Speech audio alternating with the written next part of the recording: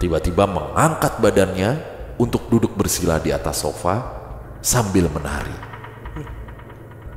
Matanya berubah menjadi putih seluruhnya. Dia menari-nari jaipong sambil menjulurkan lidahnya dan sesekali menyeringai. Saya tahu saat itu bukan paman lagi.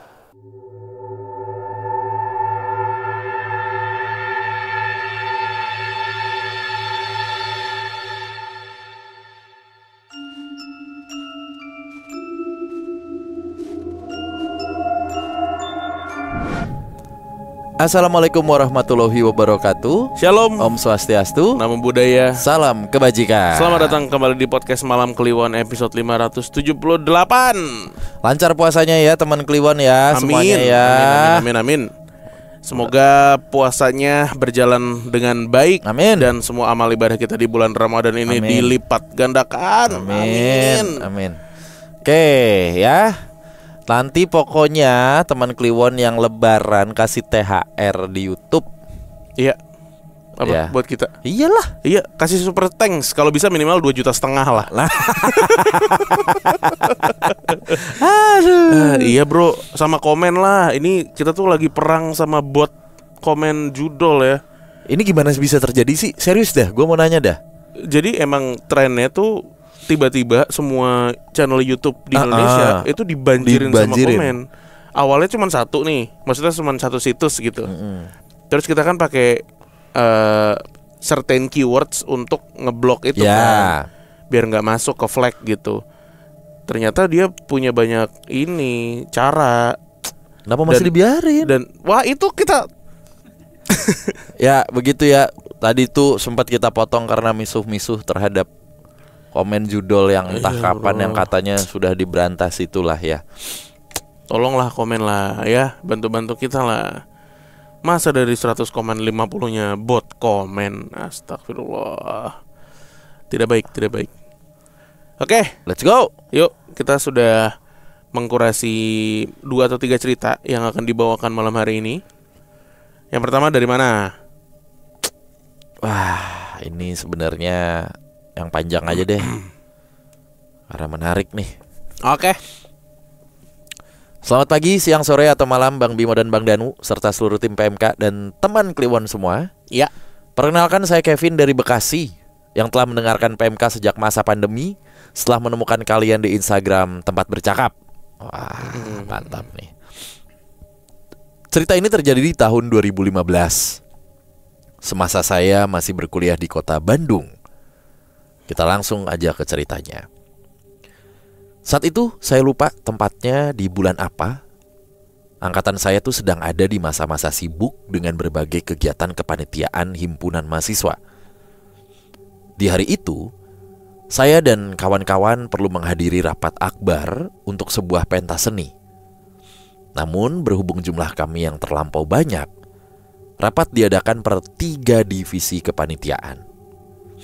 Saya yang saat itu sedang singgah di kosan kawan saya, dan saat itu terdapat 5 orang yang ada di sana. Kita sebut saja namanya Rian, Rama, Naldi, Putro, dan saya sendiri. Waktu menunjukkan pukul 3 sore. Saatnya divisi Rian dan Rama yang harus ikut rapat. Pergilah mereka ke kampus meninggalkan Naldi, Putro, dan saya. Baru saja mereka meninggalkan kosan, hujan yang sangat deras turun disertai angin kencang yang berhembus acak. Kami masih ngobrol, bermain gitar sambil ngerokok sembari nunggu giliran divisi saya dan Putro yang perlu datang ke tempat rapat. Singkat cerita, Rama nelpon saya untuk segera datang ke kampus untuk bergantian rapat karena divisinya akan selesai beberapa menit lagi. Saya dan Putro bersiap, berpamitan kepada Naldi, dan berangkat ke kampus sambil berpayungan karena hujan gak kunjung usai. Sesampainya di kampus, saya masih sempat berpapasan dengan Rama yang kembali menuju kosan Naldi. Dia sempat bertanya, "Naldi masih di kosan?" "Oh masih kok, masih gegitaran lah dari tadi," jawabku. Mendengar jawaban tersebut, Rama dan Rian langsung tancap gas menembus hujan menuju kosan Naldi. Baru saja saya membuka rapat, di mana Putro juga ikut rapat bersama saya. Telepon saya berdering. Nampak nama Rama di telepon genggaman saya. Saat saya angkat, dengan nada agak panik, Rama bertanya kepada saya, "Di, ini Naldi kenapa ya? Kok sakit? Ini kepala dan badannya gue pegang panas banget nih." Saya yang mendengar ucapan tersebut langsung terheran. Karena jeda waktu antara keberangkatan saya dan Putro hingga Rama dan Rian yang tiba di kosan itu gak sampai 5 menit. Menurut pengakuan Rama dan Rian, saat mereka tiba di kosan, pintu kamar tertutup. Sesaat begitu mereka membuka kamar tersebut, uap panas keluar dari ruangan itu. Bahkan hingga suhu kota Bandung yang saat itu hujan dan seharusnya sangat dingin, sepersekian detik terasa menjadi sangat panas. Saat itu juga setelah Naldi melihat kedatangan Rama dan Rian, ia langsung meminta tolong untuk diantar ke rumah pamannya yang juga masih tinggal di area kota Bandung. Yang usut punya usut, beliau merupakan seorang sidekick yang cukup ternama di kota Bandung, terutama bagi mereka yang memeluk kepercayaan, wah ini gak perlu disebut katanya, jadi salah satu agama lah. Setelah kejadian tersebut, Rama sering mendapatkan mimpi yang meminta ia untuk sering-sering beribadah di kamar Naldi. Selama kurang lebih 2 minggu ditinggalkan oleh Naldi, kamar tersebut kosong begitu saja. Segala perlengkapan kuliah dan sebagainya masih ada. Hanya saja, perlu saya akui bahwa hawa di kamar tersebut sangat berbeda jauh dari biasanya. Mungkin bisa dibayangkan seperti saat kita masuk ke sebuah basement sempit dan kita berdiri di ujung terjauh dari basement tersebut. Sangat sulit untuk bernafas. Jadi selama beberapa hari Rama sholat di kamar tersebut. Bisa dibayangkan betapa berat rasanya, karena untuk bernafas pun sulit. Padahal pintu dan jendela kamar sudah dibuka lebar-lebar. Bahkan saya yang pernah berinisiatif untuk melakukan ibadah rosario di kamar tersebut terpaksa berhenti di pemberhentian kedua. Nih dalam tanda kurung, mungkin Bang Bimo paham maksud saya. Ya intinya masih belum sampai setengah lah itu ibadahnya. Dan akhirnya saya pergi dari kamar tersebut. Seminggu setelahnya saya, Rama, Rian, dan Jessica, ini salah satu teman wanita kami, berinisiatif untuk menjenguk Naldi di rumah pamannya yang ada di area kota Bandung tadi ya. Sebelum kami berangkat, Naldi sempat berpesan untuk titip difotokan kondisi kamarnya dari berbagai sudut. Mulai dari lorong depan, lorong samping, kamar mandi, dan sebagainya. Permintaan pamannya, kata Naldi. Setelah kami foto-foto sudut-sudut tersebut, kami kirimkan foto-foto itu via chat ke Naldi untuk ditunjukkan ke pamannya. Berangkatlah kami ke sana. Singkat cerita, setibanya di sana kami diberitahu bahwa kamar Naldi merupakan istana goib yang menguasai area tersebut. Cakupan kerajaannya cukup luas, mulai dari sungai di belakang kosan kami hingga ke jalan besar di depan kampus, dan pusatnya ada di kamar tersebut. Raja mereka marah dan memerintahkan pasukannya untuk menyerang Naldi. Beruntung Rama dan Rian tiba di kosan yang setelah rapat beberapa waktu sebelumnya, itu tuh datangnya tepat waktu. Karena menurut pengakuan paman Naldi, 5 menit saja mereka terlambat tiba, bisa jadi Naldi sudah tidak bisa bersama kita lagi. Saat itu pamannya bertanya, "Apakah kamu, Naldi nih ya, berbuat zina bersama perempuan di kamar tersebut?" Karena raja ini marah. Ia merasa ada yang tidak menghormati kerajaannya dengan berbuat zina di kamar tersebut. Naldi kaget dan merasa tidak terima dengan tuduhan tersebut. Merasa heran dan berusaha mengingat apa yang terjadi di waktu-waktu kebelakang. Ternyata benar. 2 hari sebelum kejadian itu menyerang, Naldi kedatangan kawannya dari Jakarta yang hendak menghampiri pacarnya, yang juga satu kampus dengan kami. Sembari menunggu pacarnya selesai kuliah, dia mampir ke kosan Naldi. Setelah pacarnya selesai kuliah, ia langsung menyusul ke kosan Naldi. Di saat yang bersamaan, Naldi harus pergi ke kampus untuk berkuliah. Dan terjadilah musyawarah untuk mufakat itu. Pemilihan ketua camat. Ketua camat.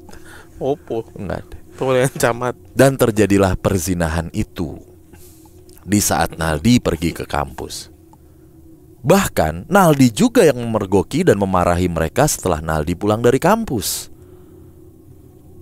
Mendengar cerita tersebut, paman Naldi berusaha berkomunikasi dengan raja.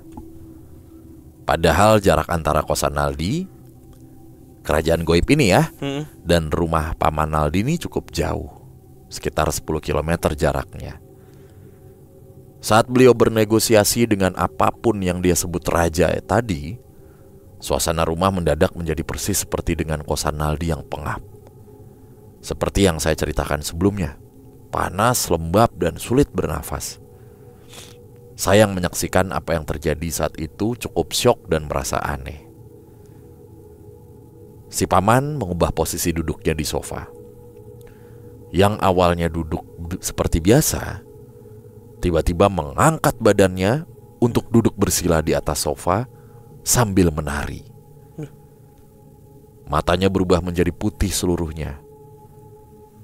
Dia menari-nari jaipong sambil menjulurkan lidahnya dan sesekali menyeringai. Saya tahu saat itu bukan paman lagi. Namun entah apa. Mungkin Bang Bimo dan Bang Danu pernah menonton film Spider-Man. Saat dia berusaha melepaskan dirinya dari Venom di lonceng gereja tuh.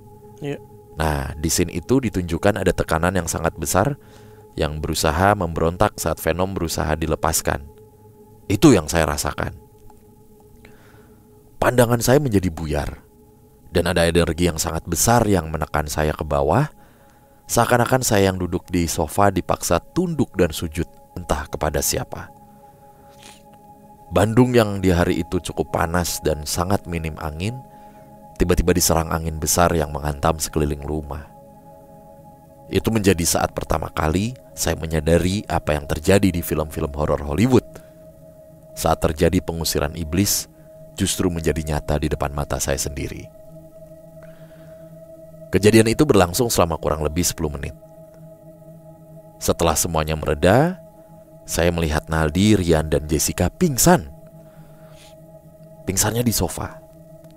Sedangkan saya dan Rama berkeringat di sekujur tubuh seperti orang baru selesai kardio. Singkatnya, negosiasi yang terjadi memaksa Naldi untuk pindah kosan.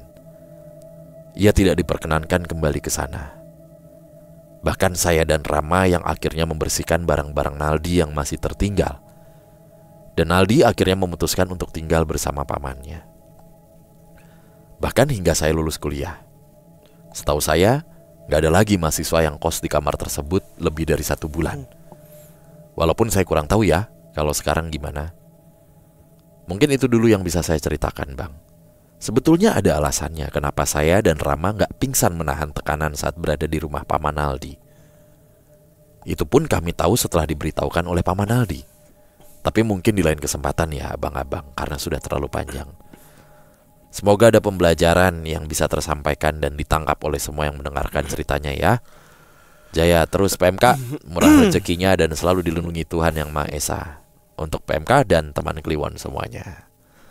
Amin, terima kasih doanya. Amin, terima kasih Bang Kevin. Kak Kev. Serem ya ceritanya ya. Iya.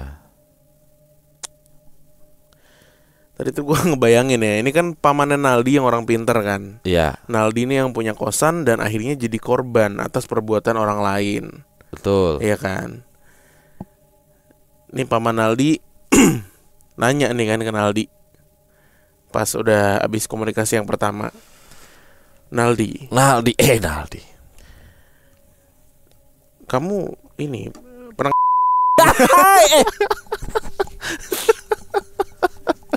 Kok begitu nanyanya? itu kan Langsung aja. kan Naldi lagi begini kan, lagi panas badannya. Naldi Langsung aja. Enggak om. Demi Allah, enggak om. Langsung cepat. Wah, Enggak om. enggak om. Enggak. Demi Allah, enggak pernah om. Enggak om.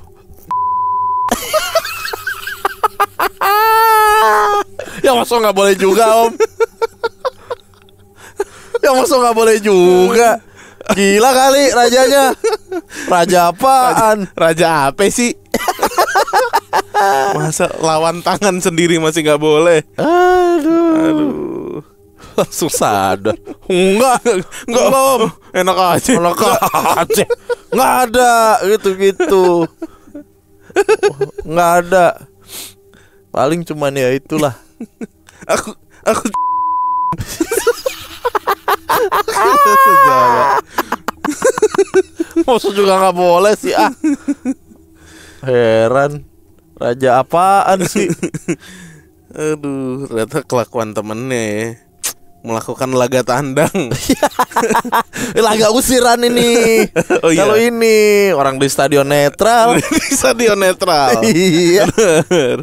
Laga usiran. Laga usiran Tanpa ini. penonton. Tanpa penonton. Tapi jebolan terakhir. Biasa dah. Aduh. Laga usiran ini bukan laga tandang. Di stadion yang netral. Pakansari. Iya, netral. Bantul Patriot tuh. Candrabaga. Patriot Candrabaga. Magelang tuh biasa dijadikan PT IKA. iya PT IKA. Aduh. Waduh. Sian nih rajanya ngamuk. Lagian rajanya juga harusnya mah tahu lah. Bukan Aldi. Nggak pinter-pinter amat nih rajanya nih. Karena emang nggak semua orang yang mengklaim dirinya raja tuh pintar. Aduh. Tapi ku bukan raja. Ku hanya orang kan? biasa yang selalu. Nggak semua orang yang mengklaim dirinya raja tuh pintar, bro. Loh, pada dasarnya memang kalau dilihat dari sistem sejarah di dunia ini, raja itu kan bahkan ada raja yang masih kecil yang harus didampingi sama ibunya untuk memerintahkan sebuah daerah. Ibu Suri. Gitu. Iya, karena raja ini kan turun temurun. Betul. Melihat garis keturunan. Jadi banyak yang sebenarnya nggak layak, nggak cakap jadi raja, tapi tetap dilantik karena udah sistemnya seperti itu. Akhirnya kan negaranya atau kerajaannya kan ini morat-marit. Morat-marit. Betul. Lu kalau nonton Gladiator 2 tuh itu Oh iya, benar. gambarannya kayak gitulah. Ya. Sebuah bangsa tuh malang kadak pating cengkaok. Karena inkompetensi pemimpinnya. Nah. Angel. Oke. Terima kasih ya Kak Kev. Nih cerita berikutnya. Aku bacain ya. Halo Bang Danu dan Bang Bimo. Aku Lia dari Jawa Tengah. Aku tahu PMK tuh dari zaman akun dagelan posting PMK yang Bojong Gede tahun 85. Wah. Oh iya, dagelan sempat nge-repost ya waktu itu ya. Oh iya. Nah dari situ aku ngikutin PMK yang di YouTube sama Spotify sampai sekarang. Nah ini aku mau cerita pengalamanku tentang cahaya merah. Ush. Ini pengalaman pertamaku saat aku pulang taraweh. Rumahku tuh gak jauh dari masjid. Paling cuma 2 menit kalau jalan kaki. Saat itu aku pulang taraweh duluan, padahal tarawehnya belum selesai. Nah pas di jalan, aku ngelihat ada cahaya merah terbang dari arah kiri ke arah kanan. Dia menghilang di pohon bambu kuning yang berada di halaman tetanggaku. Jadi pohon bambu ini di pinggir jalan gitu. Karena aku takut, aku memutuskan buat lari biar cepet sampai ke rumah. Besoknya, aku dapat kabar kalau tetangga belakang rumahku tuh meninggal dunia. Ya mungkin karena memang dia sudah sepuh kali ya. Pengalaman yang kedua, waktu itu aku masih SMP kelas 9. Pagi-pagi, 6:30 di hari Senin, aku berangkat sekolah sama temanku dengan berjalan kaki. Kita jalan kaki berdua. Lalu di depanku yang agak jauh itu ada temanku lagi. Jalan juga dia sendirian. Di jalannya kita nggak ngobrol, dan aku fokus ngeliat ke depan gitu. Tapi temanku fokus ngeliat ke bawah. Pas di depan sekitar 10-15 meter, aku ngeliat ada cahaya merah yang ngegelinding dari arah kanan ke arah kiri. Aku nanyalah ke temanku, kamu lihat gak ada yang lewat cahaya merah-merah tuh barusan? Dia bilang gak ngeliat. Ya udah, aku gak lanjutin lagi.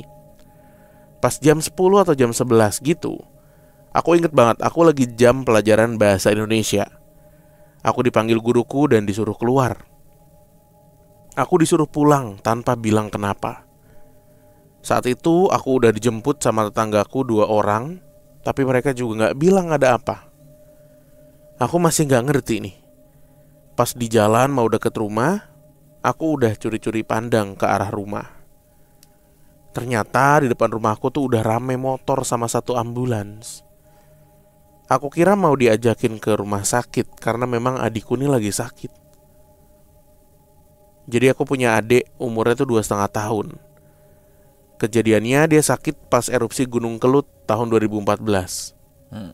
Kotaku nih kena dampak hujan abu yang lumayan parah waktu itu. Dari puskesmas dia dirujuk ke rumah sakit besar. Karena di RS besar tadi udah 2 minggu gak ada perubahan dan makin parah, mamaku berinisiatif buat pindah rumah sakit. Tapi sebelum pindah dibawa dulu ke rumah nih pas hari Minggu sore. Dan pas hari Senin pagi itu mau dibawa ke RS yang baru, karena memang sudah takdir adikku akhirnya meninggal sebelum dibawa ke rumah sakit. Ternyata aku disuruh pulang karena adikku nih meninggal dunia. Nah, aku kan juga sempat nanya ke temanku yang di jalan di depanku tuh waktu itu. Dia katanya gak ngelihat cahaya itu, padahal itu deket sama dia. Jadi yang melihat cahaya tuh cuma aku aja. Aku gak tahu ini kebetulan atau bukan, tapi aku sudah 2 kali mengalami melihat cahaya merah, dan setelah itu pasti ada orang yang meninggal. Pas kecil aku juga pernah bermimpi nih. Di rumah tetanggaku ada orang rame dan ada terpal biru dijadiin tenda gitu. Di bawah terpal itu ada orang yang lagi mandiin jenazah yang darahnya tuh banyak banget. Aku ceritakanlah mimpi itu ke mama. Karena aku masih kecil ya aku cerita-cerita aja. Besoknya kami dapat kabar kalau anaknya tetanggaku nih meninggal ketabrak truk. Wallahualam ya, mungkin cuma kebetulan. Tapi dari kecil aku udah ngerasain tanda-tanda ada orang yang mau meninggal gitu.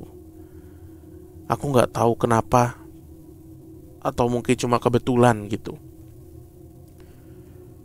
Nah, bapakku juga punya pengalaman nih, abang-abang. Jadi ucapan bapakku tuh seakan jadi kenyataan. Dia punya teman kerja yang suka ngeledekin bapakku, tapi kayak gak ngajeni gitu loh. Padahal bapakku udah tua. Ngajeni itu apa ya bahasa Indonesianya? Menghargai kali ya. Jadi misalnya dia suka narik-narik kantung mata dia sambil julurin lidah gitu. Dah, ini mah ngeledek bocah SD deh mah. Gila kali. Masa ngeledek bapak begini? Gimana sih? Goblok. Umur berapa sih kamu? Aduh. Kampungan. Asli. Ini tahun berapa sih lahirnya? Intinya dia sering ngejek bapakku lah. Padahal bapakku gak punya masalah sama dia. Nah, gak tahu bapakku ngucap apa. Kemudian mata temennya itu kena katarak. Lama-lama dia kena sakit jantung terus meninggal. Padahal orangnya tuh sehat-sehat aja sebelumnya. Tetangga sebelah tempat kerja bapakku juga pernah ngambil sendal yang masih baru nih punya bapak. Sama tetangga dia ngaku kalau itu sendal punya dia. Sampai bapakku ini diem-dieman sama orang itu. Besoknya sendal itu udah dipotong-potong sama yang ngambil. Oh, diar. Dan ditaruh di depan pintu tempat kerja bapak.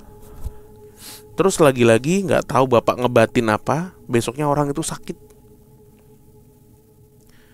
Ya sebenarnya masih banyak cerita tentang bapakku, tapi ini dulu aja ya. Maaf kalau bukan cerita serem. Aku cuma pengen berbagi pengalaman yang bikin aku bingung aja. Mungkin abang-abang ada yang tahu itu cahaya merah apa.